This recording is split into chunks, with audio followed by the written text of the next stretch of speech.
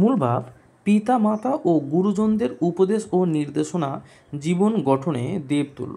তাদের আদেশ মান্য করে চলা, জীবনকে সঠিক পথে পরিচালিত করা।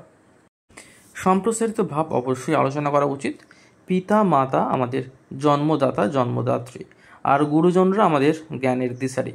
তাদের জীবন, অভিজ্ঞতা ও শুভকামনা আমাদের জন্য আশীর্বাদের মতো। ছোটবেলা থেকেই পিতা মাতা আমাদের স্নেহ ও শাসনের মাধ্যমে ভালো মন্দ শেখান, আর গুরুজনের শিক্ষার আলোয় আলোকিত করেন মন ও মগজ।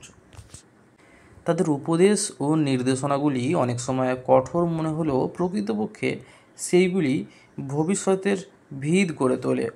দেবতার মতো শ্রদ্ধা ও ভক্তি নিয়ে যদি আমরা তাদের কথা মেনে চলি, তবে জীবনের ভুল পথে যাওয়ার সম্ভাবনা অনেকটাই কমে যায়।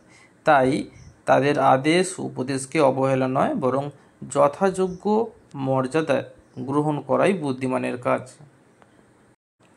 সবশেষে আসি মন্তব্যে, পিতা মাতা ও গুরুজনে শ্রদ্ধা ও আনুগত্য জীবনের আশীর্বাদ।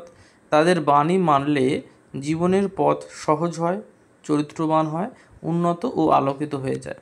তোমাদের সামনে দেখছো কয়েকশো ভাব সম্প্রসারণ আছে, তোমরা সেগুলো চেক করে নিতে পারো। কিছু ব্যাকরণ দিয়েছি কয়েকশো, সেগুলো তোমরা ধীরে ধীরে চেক করে নিতে পারবে। যদি কোনো প্রশ্ন থাকে সেটা তোমরা কমেন্ট সেকশানে করতে পারো, সেটা নিয়ে অবশ্যই ভিডিও বানিয়ে দেবো। দেখা হচ্ছে পরের ভিডিওতে।